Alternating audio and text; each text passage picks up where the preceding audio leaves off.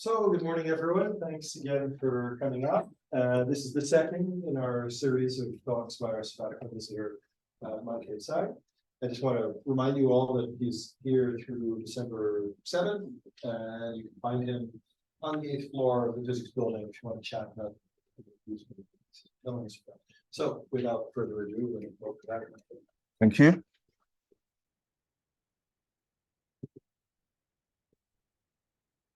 I hope people can hear me also on Zoom. Well, thanks again for allowing me this opportunity to give a talk. This one is going to be less impressive, I'm sorry. It's a bit more theoretical, a bit more mathematical, but I think it's cute, it's interesting, it's also relevant to what Ephraim's group is doing in terms of weak values.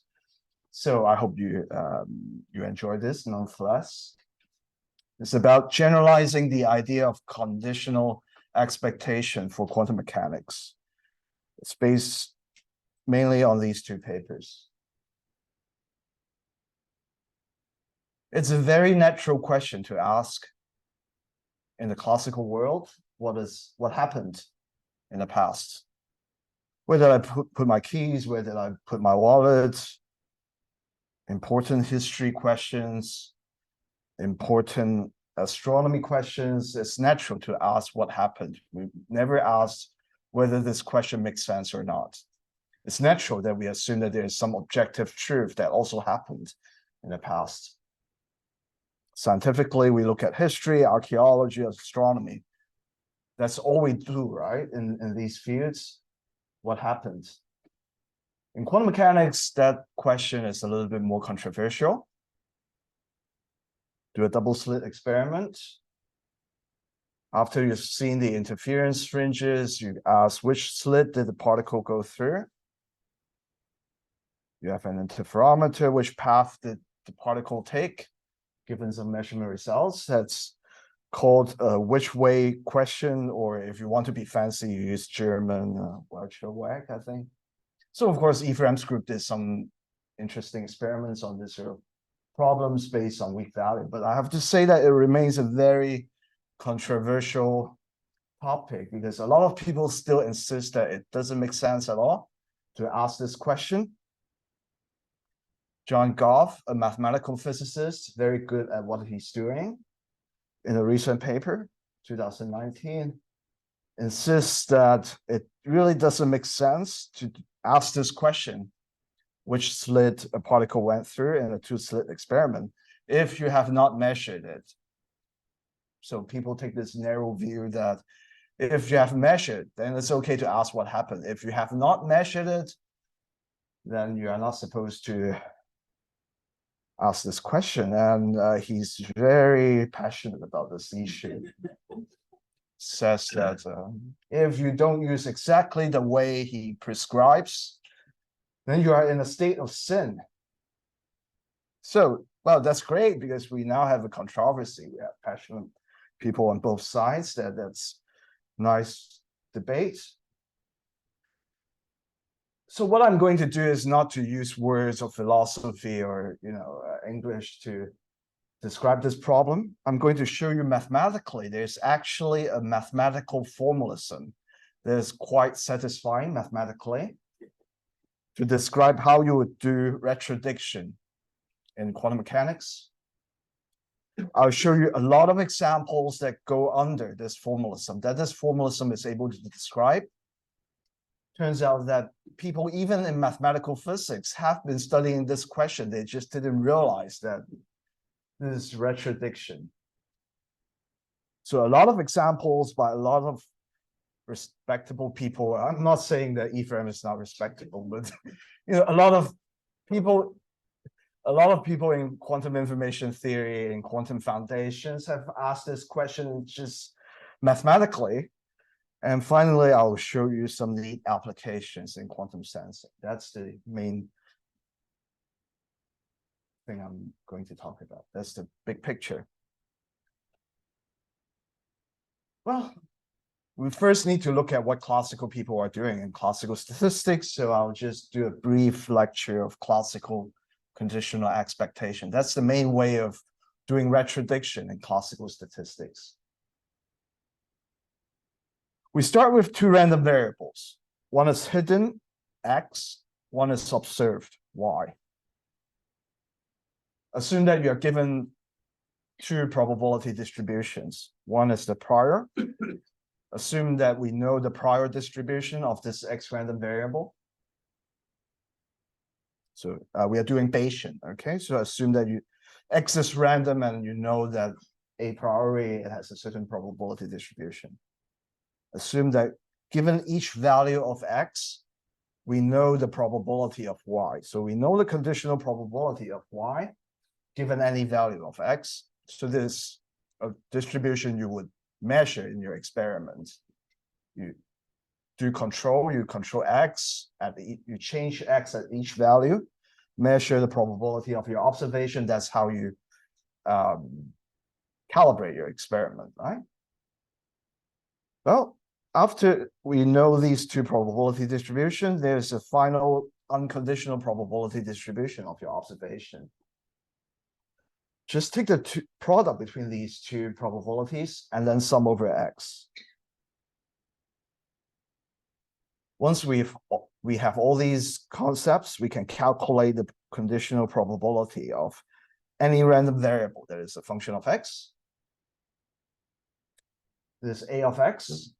I want to be general, so I'll assume that I want to calculate the conditional expectation of any function of x, multiplied by the prior here, multiplied by the conditional probability, sum over x, and then you have to normalize everything. So you divide it by the unconditional probability of y. This is the conditional expectation of a of x, some random variable that you don't know, conditioned on your experimental result, conditioned on what you have observed.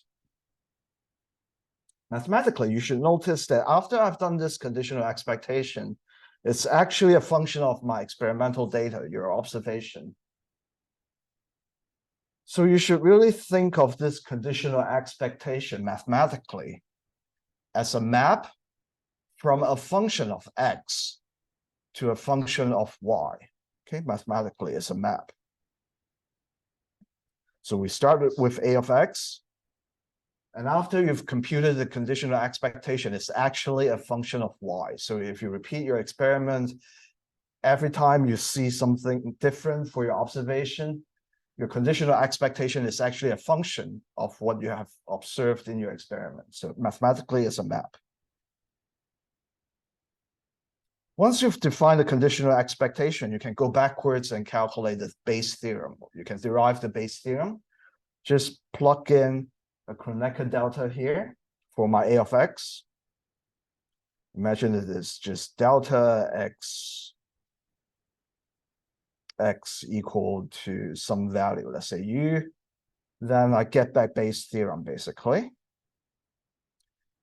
If you've learned probability from your undergraduate, what probability 101, they would start with Bayes theorem and then calculate the conditional expectation. So that's okay. That's more intuitive. I just want to make the point that actually, if you go into more advanced probability theory, more mathematical probability theory using measure theory, for example, then actually mathematically, it's more convenient to introduce the conditional expectation first, and then introduce Bayes theorem, conditional probability theory, conditional probability later. So you look at all the textbooks, there was advanced probability theory textbook, they will introduce conditional expectation first. So this is an example, introduce conditional expectation first, and then introduce conditional probability. Okay, so conditional expectation is a fundamental concept.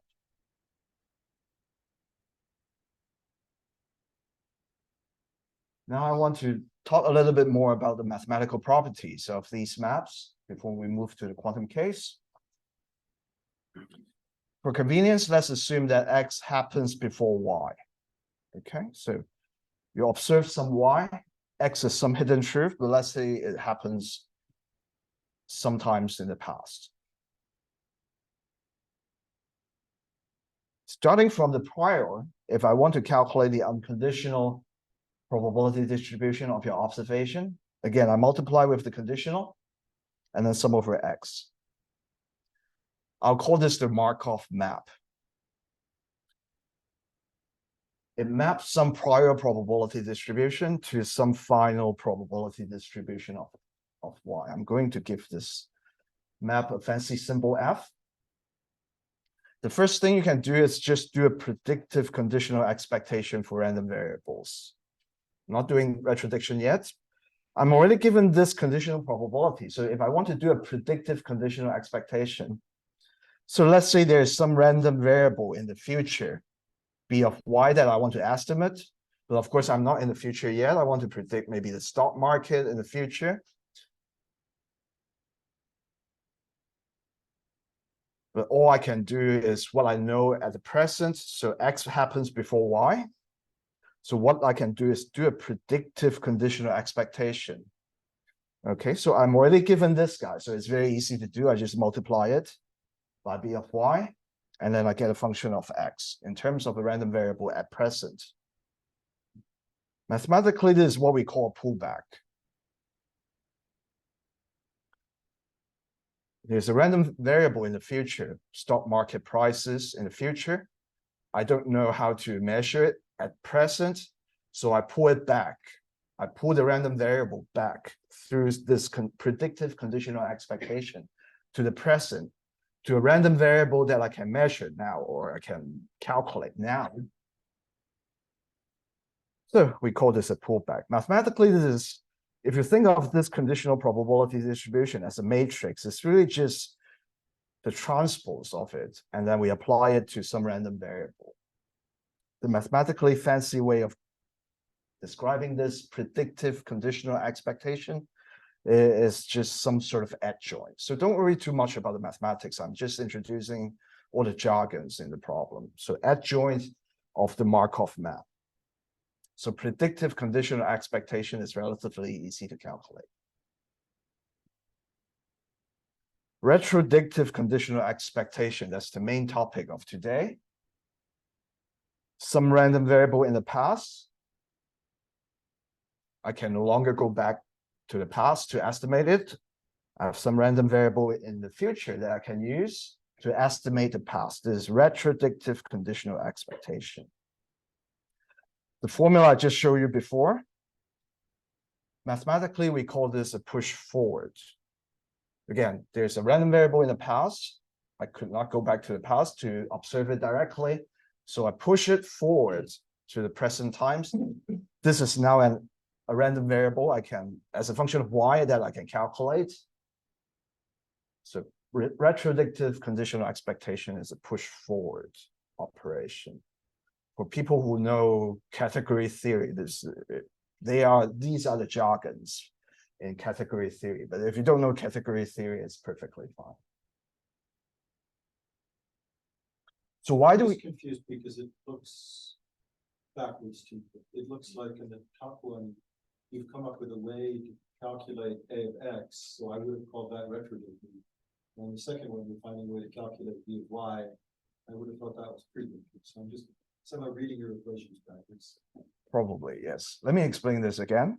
Y is something, okay, y happens after x. So I want to estimate this. Calculate b of y. Right, is the equation for a formula for a? This is predictive, right? So let's say there is a random variable as a function of y that I want to predict given x. Yeah. So I'd like a function that shows me what b of y is equal to. Or approximately. I want to get close to b of y. But we read that equation as being a formula for a of x. That's why. Yes. So yeah, probably. Let's focus on retrodictive, right? Retrodictive. Same question. Right. So, all right. Let's start with predictive then. What happens after x? This is the random variable we want to estimate. But I cannot measure it, right? Or I want to predict the future. All I have is x. I want to form a function of x such that I predict b of y. So I calculate the predictive conditional expectation of something I cannot calculate in the future. But what I can do is I can average B of y using this guy. And sum over y. Is this? I see. So even though you're calling this function a of x, it is the answer to this question about the expectation of b. Exactly. That's what it is. Okay. Right. So x is what you can measure, right? If you're trying to predict, x is the present random variable you can measure. And I now, based on x, I want a function of x that is the closest to b of y. Thanks for slow application. Right. Okay, that's a good question. Any other clarification? Because things are going to get more complicated. Yes, please. A and B here are kind of just functions of x and y. It's not like an equation probability. Yes, in general, A and B are random variables, and they can be any function. Are they independent? If you, in general, they can be, because I can use any method to predict the stock market, for example, right? But once I give you the map, once I tell you that I want to calculate the conditional expectation, then they are related by a map.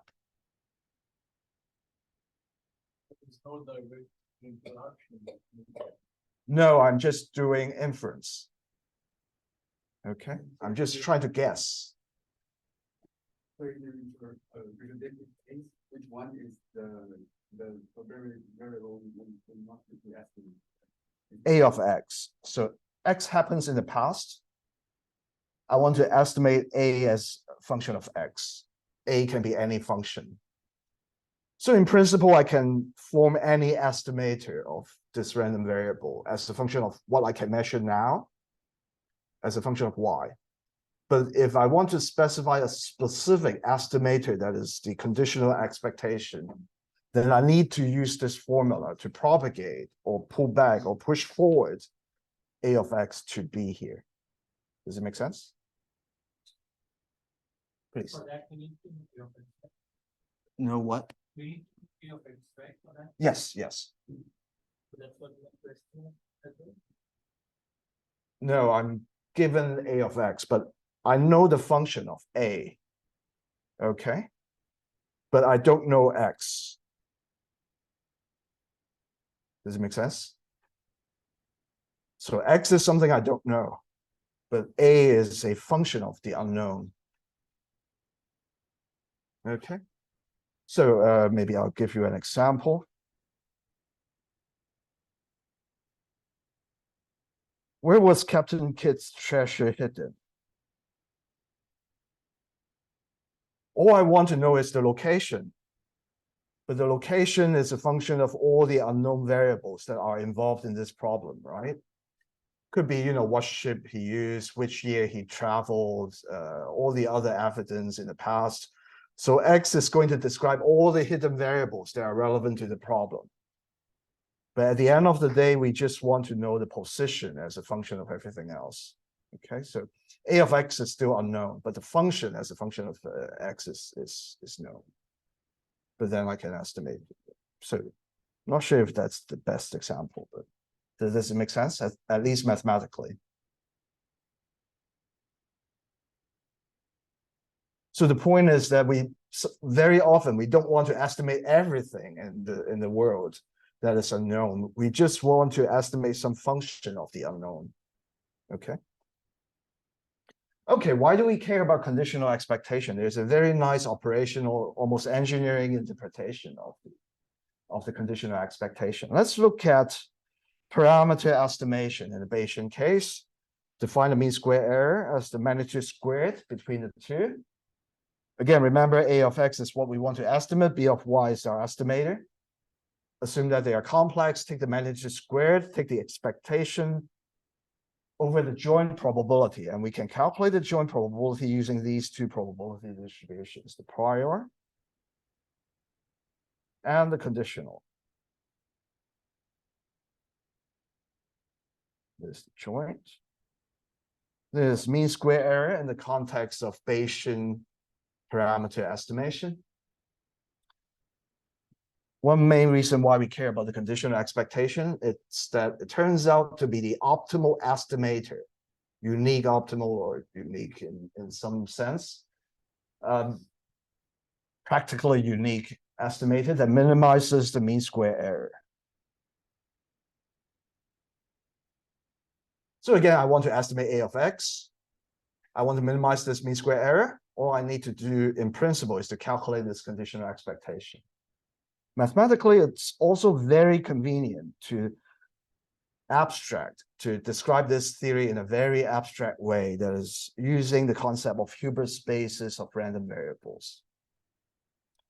So I have two random variables, both of them in terms of X.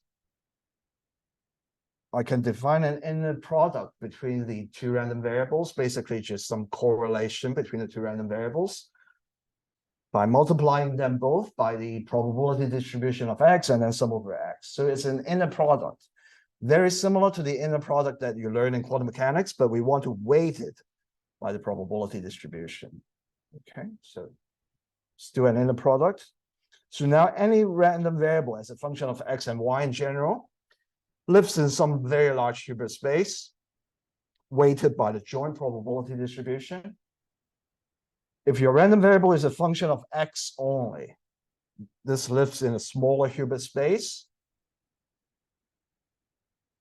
If you have a random variable in terms of Y only, this lives in a smaller Hilbert space.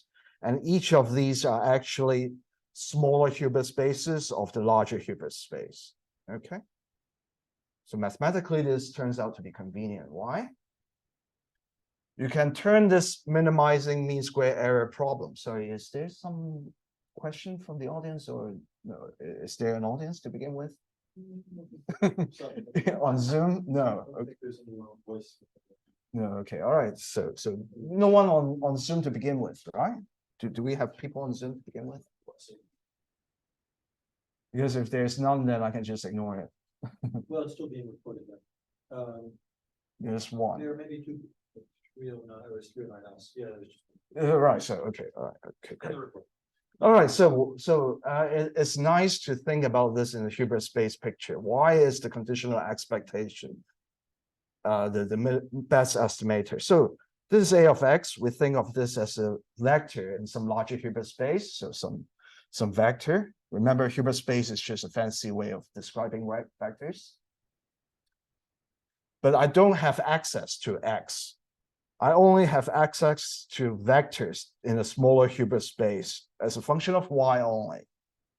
So now, given all these vectors in the smaller Hilbert space, which one is the closest to this random variable or vector of interest? The answer, according to Hilbert, which is just Pythagoras' theorem, really, nothing fancy, is to say that I just take this vector, A of X, do an orthogonal projection into the smaller Hilbert space.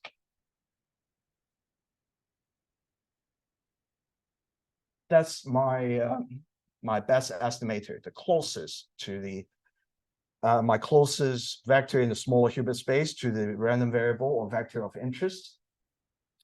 The distance between the two vectors is precisely the mean square error, or means square root of the mean square error, right? We are doing mean square error. So distance is the square root of the mean square error. And if you do this projection, the distance is the minimum mean square error. Okay, so that's what Hilbert projection theorem says. The best vector in this smaller Hilbert space of B to estimate A is simply the projection of A in the smaller Hilbert space.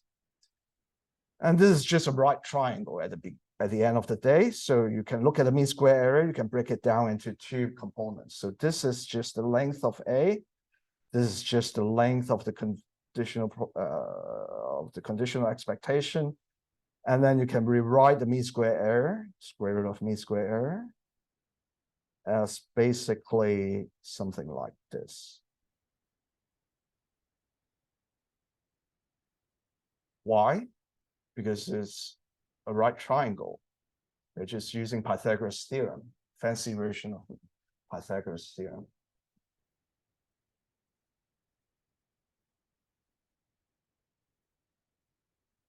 So mathematicians like to use this sort of projection picture as the definition of the conditional expectation for mathematically convenient reasons.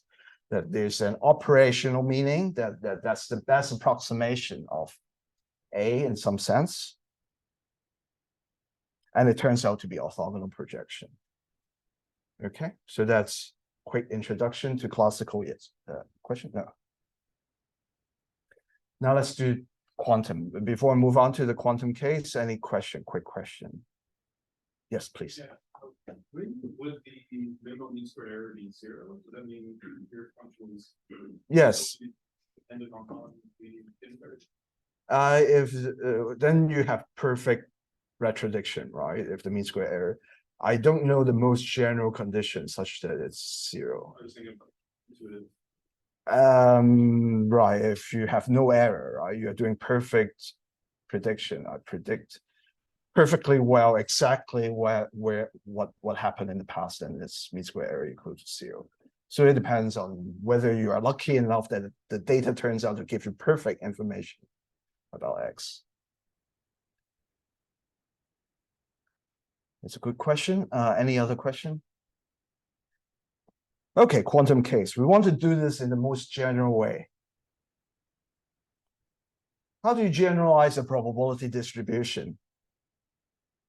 I hope you realize, I hope you have learned that the most general way of generalizing a probability distribution in quantum mechanics is to define a density operator. So now we have some quantum system that is generating random variables, but we need to use the density operator to generalize it. Okay, so let's say we have some prior density operator for some quantum system in the past. It's on some Hilbert space, H1. How do you generalize the Markov map to the quantum mechanics, in the most general way? I hope you have learned in your open quantum system theory or quantum optics or quantum information theory, the most general way of generalizing the Markov map is a channel, quantum channel. Completely positive map, trace preserving. Still going to use the fancy F to describe it. So now the Markov map is propagating the density operator for some system in the past to some system in the future. Then you just apply this map, CP map, this channel, to the prior probability or prior density operator to another density operator. Okay, so it doesn't have to live in the same Hilbert space anymore in general. That's the most general way of generalizing all the classical stuff I've talked about so far. Imagine there's a hidden operator that generalizes the concept of a random variable. Could be Hermitian, it doesn't have to be. That happens in the past, okay? Some position of some particle in the past, for example, photon number. But let's say this is a random variable that happened in the past. I cannot go back in the past, so I use a new observable. Again, nothing classical, no measurement yet. I ask the question, what is the best observable, or what is just mathematically, what is the operator that would be the closest to the observable in the past? I'll call this the estimated observable. This is also an operator in general on the new Hilbert space. If I want to find the estimated observable that is the closest to the hidden observable, that is basically a quantum version of retrodiction, right? Okay, so again, I do an experiment, interferometer. Maybe the hidden observable is the path, position of the particle in the past. Now I ask, what should I measure at present that would give me the closest approximation to the position in the past? This is really, I would say, the most general version of quantum retrodiction. So we want to generalize everything we talked about so far in the classical regime to the quantum regime. The first thing we need to do is to generalize this weighted inner product that I defined earlier so that everything becomes simple. So again, just to remind you, in the classical case, this is the inner product between two observables, two random variables. Yes.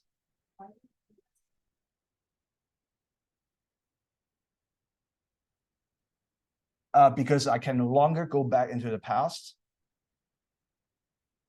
I can only measure what I can measure now. So imagine you have two different systems. You want to know the position of some electron, but to do that, you let it interact with something else. And you're going to measure something on a meter, try to figure out the position of the electron.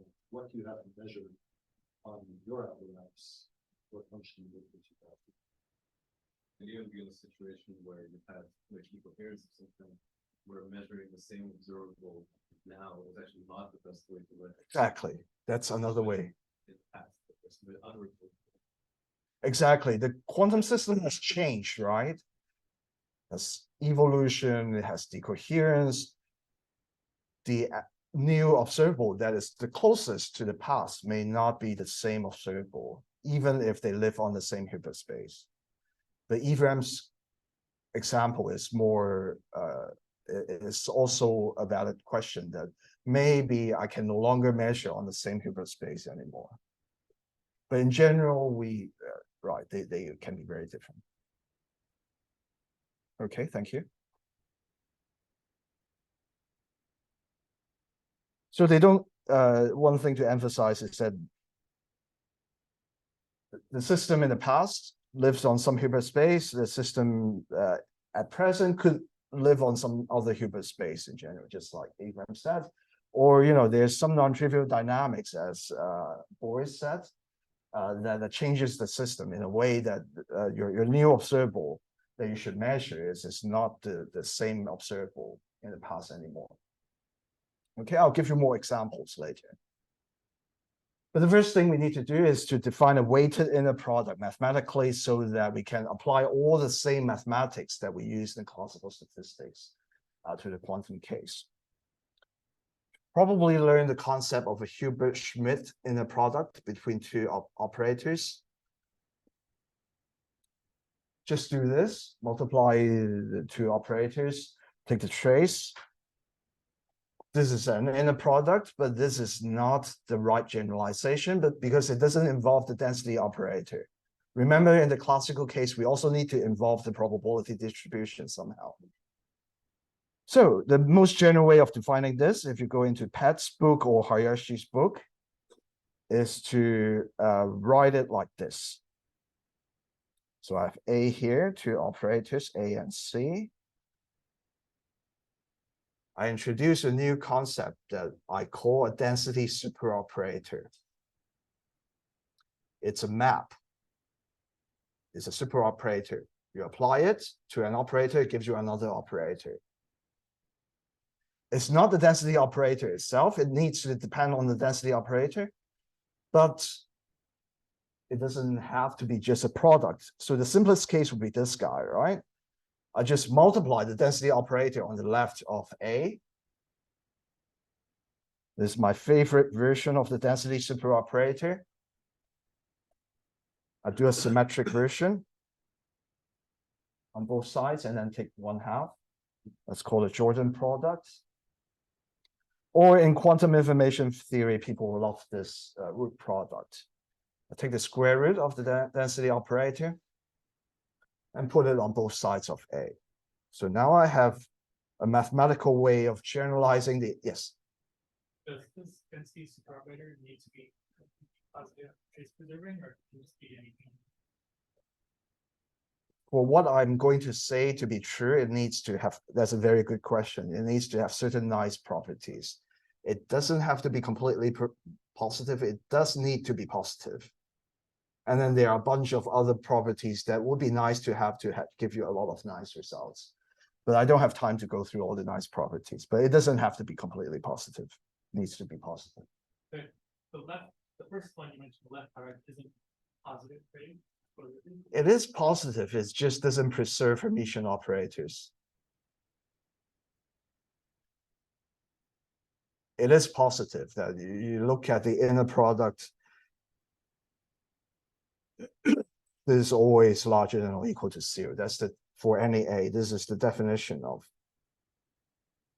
positive superoperator, right? But once more, we're not using this as a super operator in the familiar sense of propagating the system. No. It's just mathematically a superoperator. We are not using it to propagate. And a density matrix, I shouldn't necessarily think of as actually being the initial state of the system. It's just No, a description of anything, prior yes. Yeah, information. yep. So if I know nothing, it would be the identity operator in that case. Okay, I'm just generalizing the inner product. I'll talk about generalizing the mean square error next. Here's the problem. In the classical case, we have a joint probability distribution between X and Y.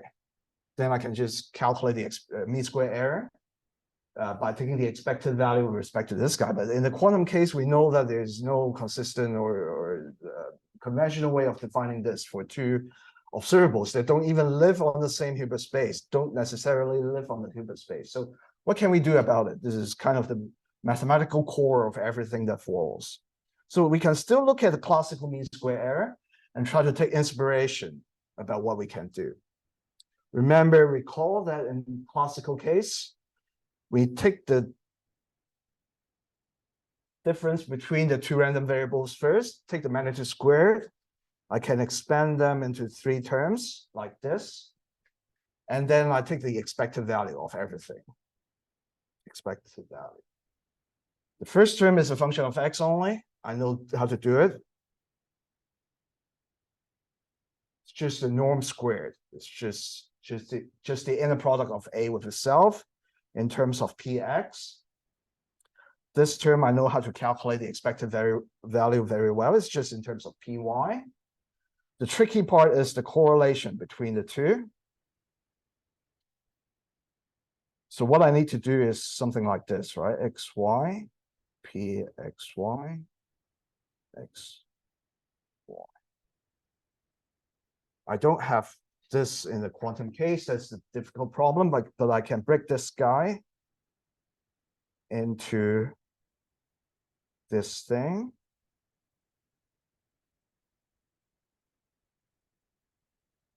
And then I sum over Y first.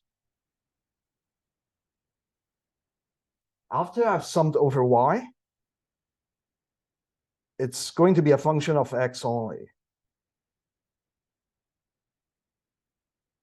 And then I can take the product with A, and then take the inner product with Px. So the mathematically fancy version of this guy is this. Everything is classical so far. A, again, remember, is a random variable in the past. This guy, remember, is the predictive conditional expectation or the pullback of B.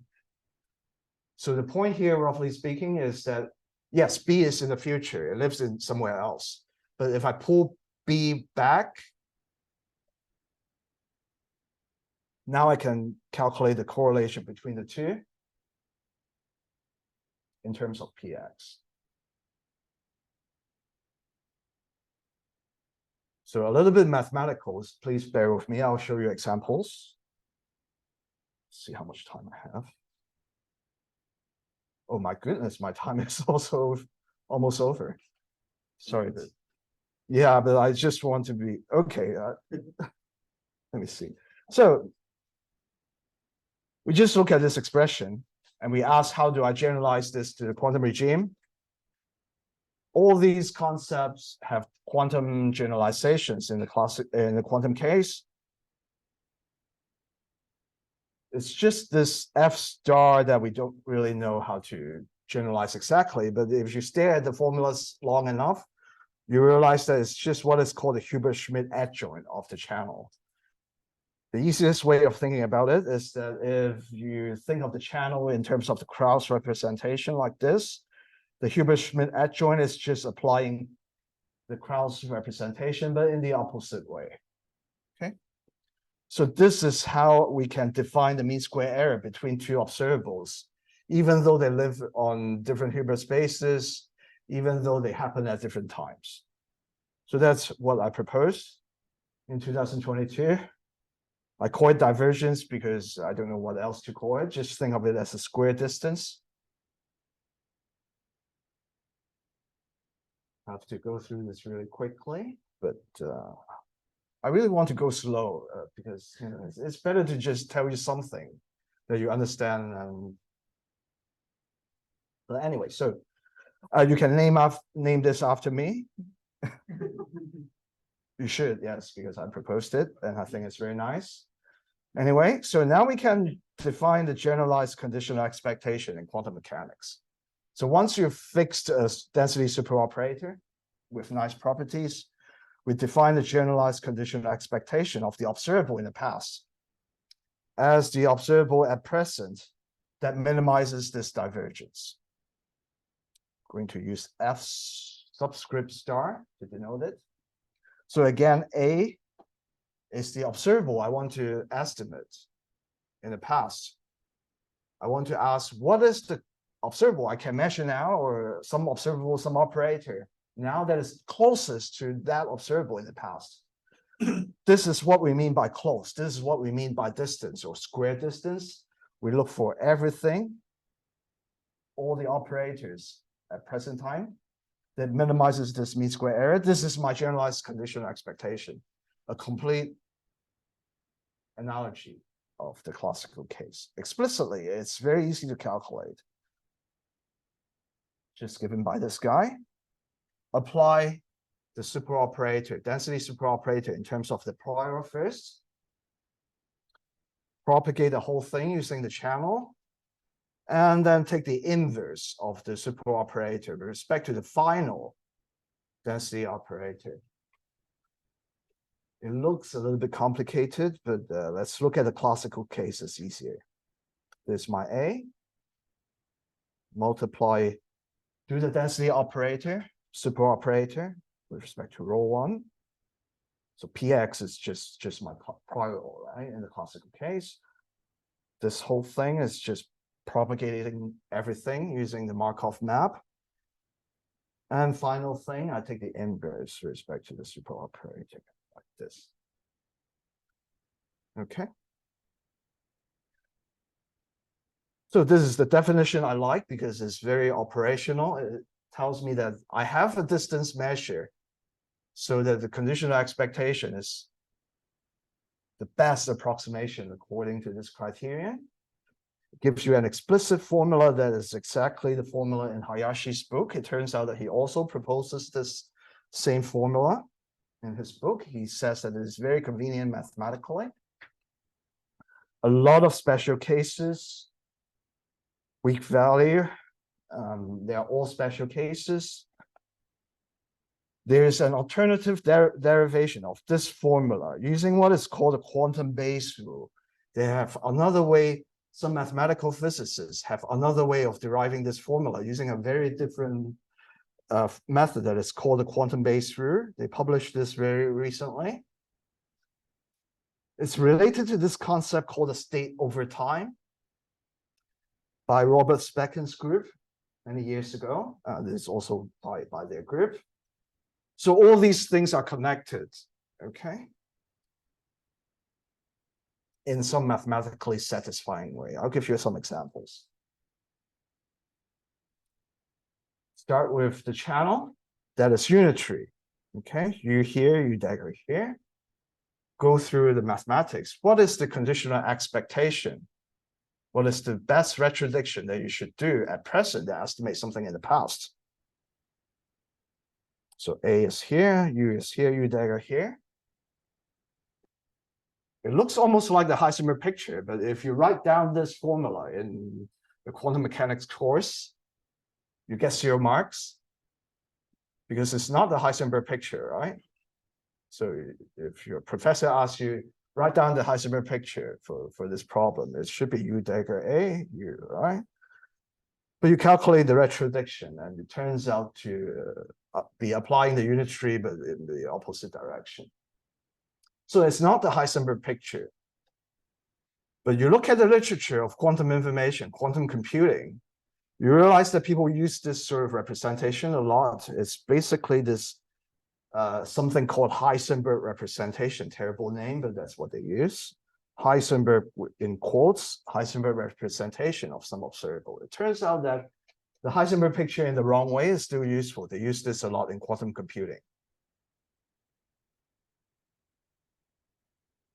So this is for any nice density superoperator.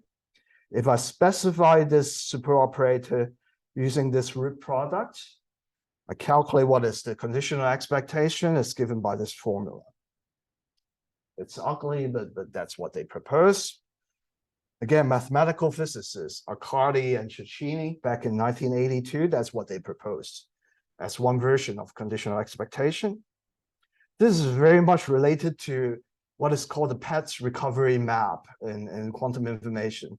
If you know what it is, it's great. If you don't know what it is, just know that that is very useful in quantum information theory. People have done a lot of studies of this map in quantum information theory for different purposes. You can think of this as a related concept to the generalized conditional expectation.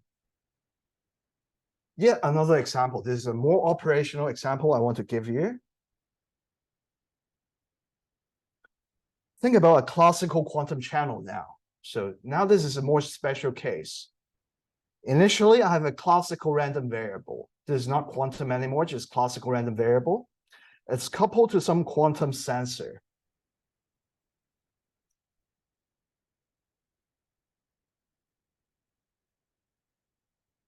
You want to do some measurement. There's the best estimation of the random variable a of x here. It turns out that if you assume your density superoperator to be the Jordan product, the mean square error of this problem is precisely the divergence between A and whatever observable that you measure at the end of the day. Okay, B is some observable you measure here. So imagine that B is an observable you measure here, just von Neumann projective measurement. And the optimal case, turns out that Personik, some guy at MIT, proposed this in 1971. He asked the question, if you have a random variable that is coupled to a quantum sensor, what is the optimal observable that you should measure here to minimize my mean square error? And it turns out to be exactly this conditional expectation that I defined. So this is a special, yet another useful special case of the general formalism that I described earlier. I think I'm running out of time. I'll just give you one example. I absolutely have no time to talk about the stuff that I actually want to talk about, but I think it's better to just give you some flavor of what we have here. Okay, so now this is the yet another example, and this is what I think will interest Ephraim's group at least. We now look at the opposite case. Start with a quantum system, but I do some kind of measurement. Then I get a measurement outcome. Of course, this is another special case of a channel. It's a quantum classical channel, right? I start with a quantum system, do measurement, now I get a classical random variable. If I assume the superoperator to be the left product, the weak value, the complex version of the weak value, you frame this everything in quantum case, you look at what is effectively the conditional expectation. That turns out to be exactly the weak value. Okay, it could be complex. If you choose the density superoperator to be the Jordan product version, it's the real part of the weak value. Yes. So weak value involves initial state and a final state. Yes. Where is the final state? Initial state is just this row one, the prior. Final state, instead of doing a projective measurement in some projective basis, I'm generalizing this problem, assuming that there's a measurement with a POVM, and it's conditioned on Y, measurement outcome Y here, and also the prior. Okay, so you can think of it as post-selection given some Y, but in general, it's a function of Y, right? Every time you do an experiment, you don't need to throw out any data. The weak value is always defined. So it turns out that the weak value is a special case of the conditional expectation, depending on, so again, nice special case of the general formulas. Many other examples. I just want to go through the rest very quickly. You don't have to understand the rest. But I just go through this really quickly. I think this is getting a lot more complicated. I absolutely don't have time to explain this. So I'll just tell you that a lot of interesting applications in quantum metrology, at least theoretically. Now that we look at this conditional expectation, it has a lot of very nice mathematical properties that allow us to simplify problems in quantum sensing. I don't have time to talk about all these, sorry. Again, this is only the second time I give this talk, so. You two more. No, it's just, we can, for example, generalize this Rao-Blackwell theorem. Just want to pay tribute to Rao, classical statistician, a legend, just died a few months ago, age 102. He did great things when he was 25. Kramer-Rao bound, Rao-Blackwell theorem, and then he did a PhD with Fisher, and then he didn't do much else. But then, he enjoyed the rest of his life as a legend until 102. I think that's the best way, right? Okay, but we can also, using all these concepts, we can generalize the other, of course, we know quantum Kramer-Rao bound and all that. We can generalize this other famous result into the quantum case using all these formulas. And that's the basic idea in no time. Just talk about final one thing that is mathematically very satisfying. So far, I've been talking about retrodiction, right? Observable in the past. How do I measure it now to estimate the past? Let's talk about quantum prediction now. The reverse problem is, so now I'm going to fix B. Okay, now think of B as some observable in the future. What I can do, measure now to predict something in the future. We can use exactly the same divergence that you should name after me. And now I ask the reverse question, fix B, and what is the A that minimizes the D? So what I found, is that there's a very simple formula for the prediction. It's really just this adjoint of the channel. And that works for any nice super operator. So the optimal predictor has a very simple formula. It's just the Hilbert-Schmidt adjoint of the channel. A lot of examples, classical, I've shown you earlier. We already know this guy, it's just the adjoint of the Markov map. In the quantum case, if you have a quantum channel that is unitary, optimal predictor is U dagger BU. Now this is the Heisenberg picture, okay? So now it turns out that you can think of Heisenberg picture as optimal prediction. And it turns out that if you do this, the divergence is 0. This is the perfect prediction of the future if everything is unitary. So it comes back to your earlier question, what happened? Well, can you get zero error? Well, in the unitary case, you can. Actually, the Heisenberg picture is the perfect prediction of the future. Generally, if you have Krauss representation of the channel is just the adjoint, it's just this guy.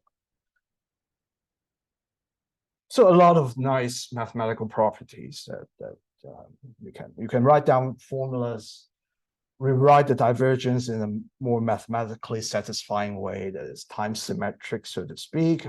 Optimal prediction, there's this nice formula, it looks like Pythagoras theorem. Same thing with retrodiction, it also looks like Pythagoras theorem, and a lot of nice properties. Okay, I think I should conclude. Conditional expectation is a retrodiction map for observables. Look into the literature. We have a unifying formalism now, and we find that in the literature, turns out that mathematical physicists have studied this problem in many different guises, in many different ways. It's everywhere, actually. It's a mathematically respectable concept. Many people have studied this, even Balavkin himself, Gaussman, Aharonov, of course, just special case, Hayashi as well. Really nice mathematical properties, chain rule Pythagoras theorem, nice correspondence with prediction, and there are some neat applications in quantum sensing that I didn't talk about, but neat nonetheless. These are the two papers that propose this nice formalism. The most recent one was just published last week, I think, in Quantum. Okay. All right. Thank you so much for your attention.